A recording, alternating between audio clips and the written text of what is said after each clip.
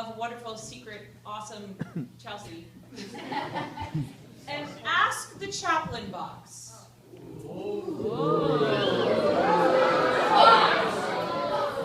This box will live right over there all weekend long, and there's a little notepad next to it. If you have a question for me, the chaplain, faith-based, I do not do math, you may put the question in the box. You do not need to put your name, you don't need to put your church, you can just put your question in the box and we'll take our time together answering questions. And I do believe there is a question in the box.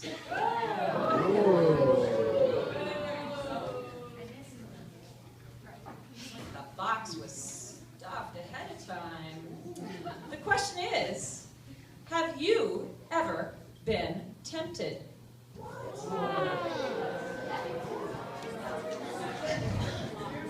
Well, my friends, on a pretty regular basis, I am tempted because, let me tell you, I love things that are sparkly. They don't have to be expensive, but I love things that are sparkly. I love candy.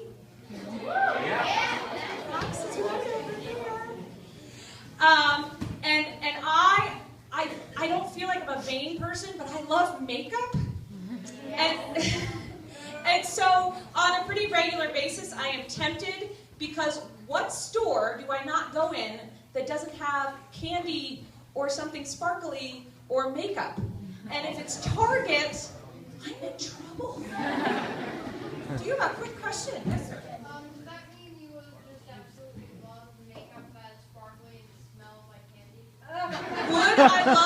Would I love makeup that is sparkly and smells like candy? Well, let me tell you, I have sparkles on my eye, whatever, lids.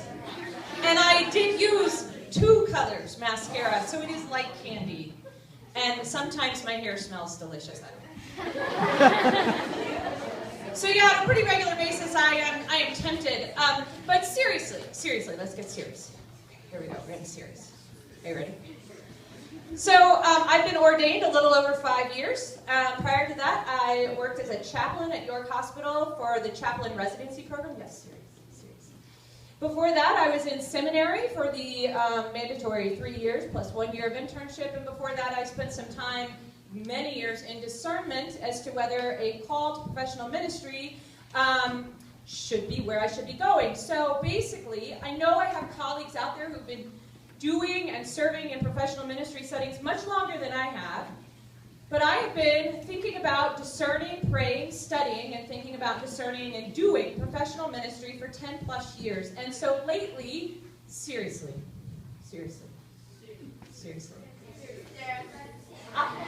I have been tempted in pondering a vocational shift. I think I want to be a clown.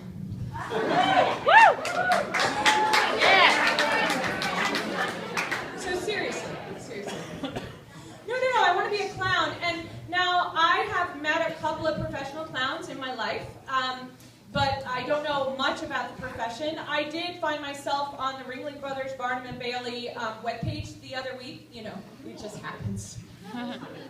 Writing a council report, and there you go, Clown College.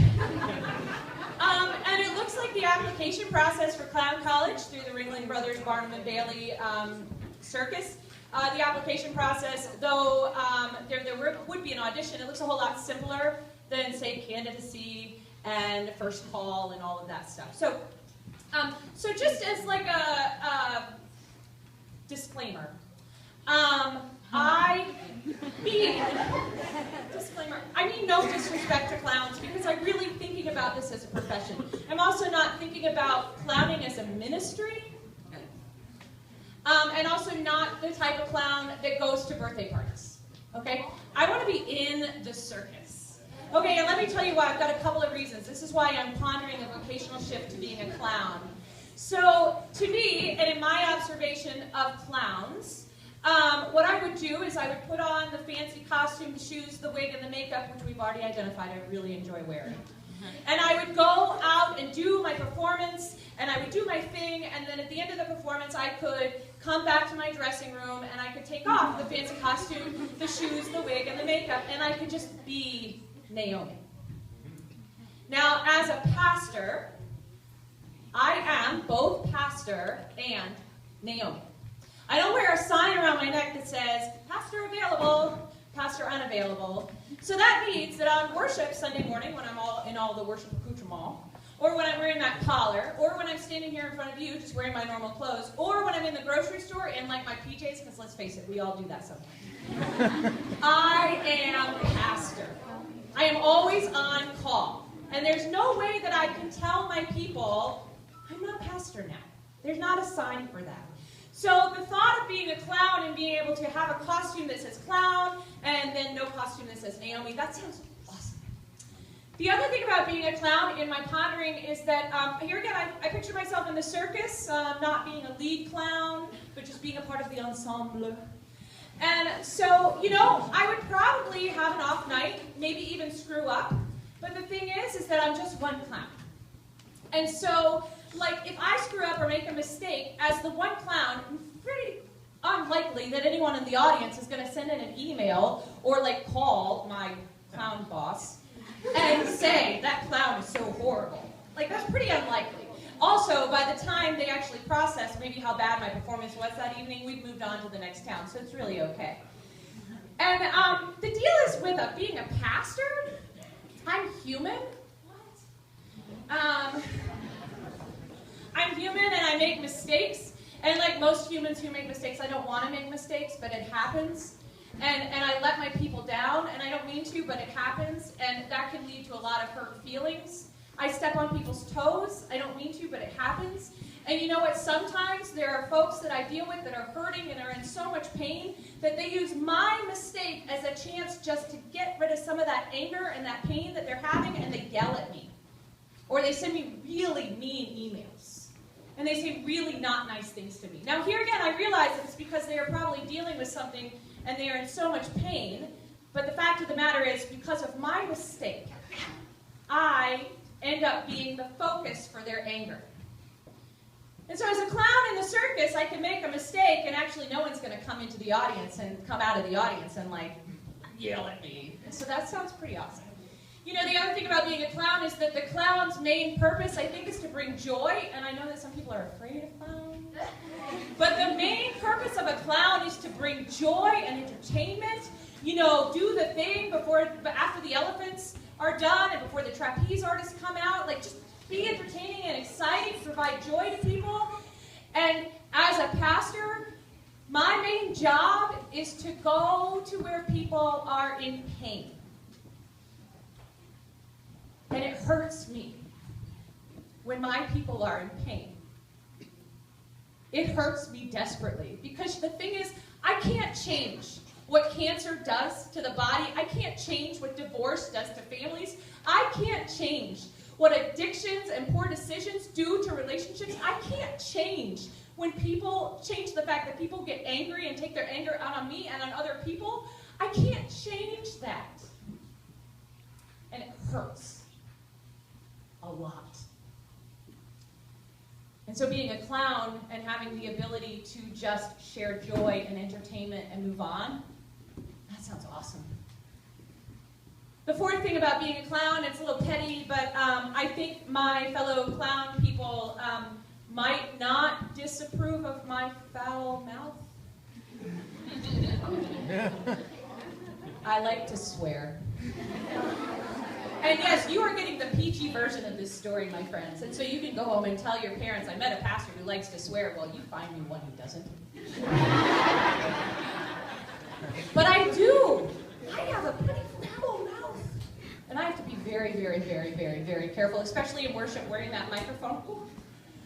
And I think being a clown, though, and having my dressing room on Clown Alley, they probably wouldn't mind so much if I didn't watch my mouth as closely. So there's lots of reasons why I am pondering a vocational shift and why I am tempted to actually leave this call of ministry and go be a clown. No, seriously, be a clown.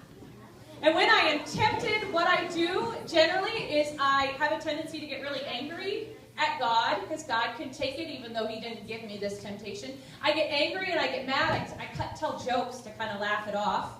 I cry, and then I sit down. I have some prayers and conversations with God, and eventually God tells me in little and large ways, you're where you're supposed to be, serving my people.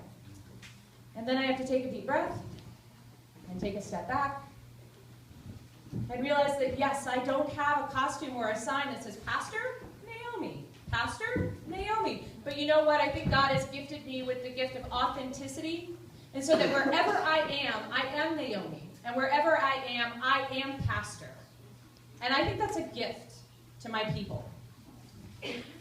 And yes, I know that as a clown I could avoid being yelled at and taking the anger and even having people point out my mistakes. And yes, I would be one who just spread joy.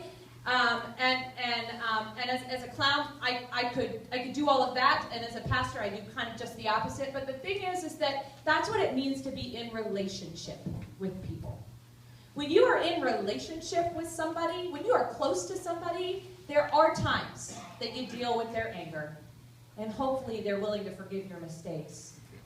And yes, there are times that I am with people in great pain and in great, great sorrow. But being in relationship means that those joys are so much better.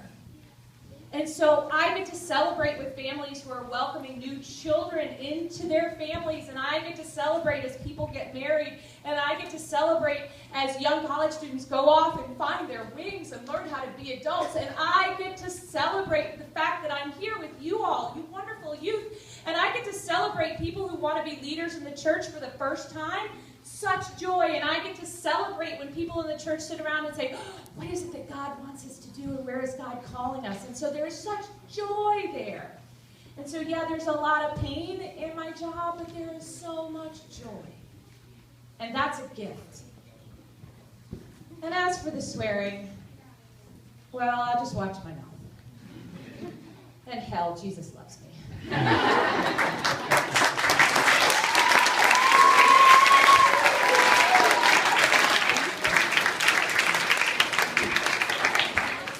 I am tempted, and when I am tempted, I talk with God and I pray with God, and eventually God turns me back around to him and to his people. So, thank you. I will be here all weekend. Please put your questions in my box, and I will answer them to the best of my ability.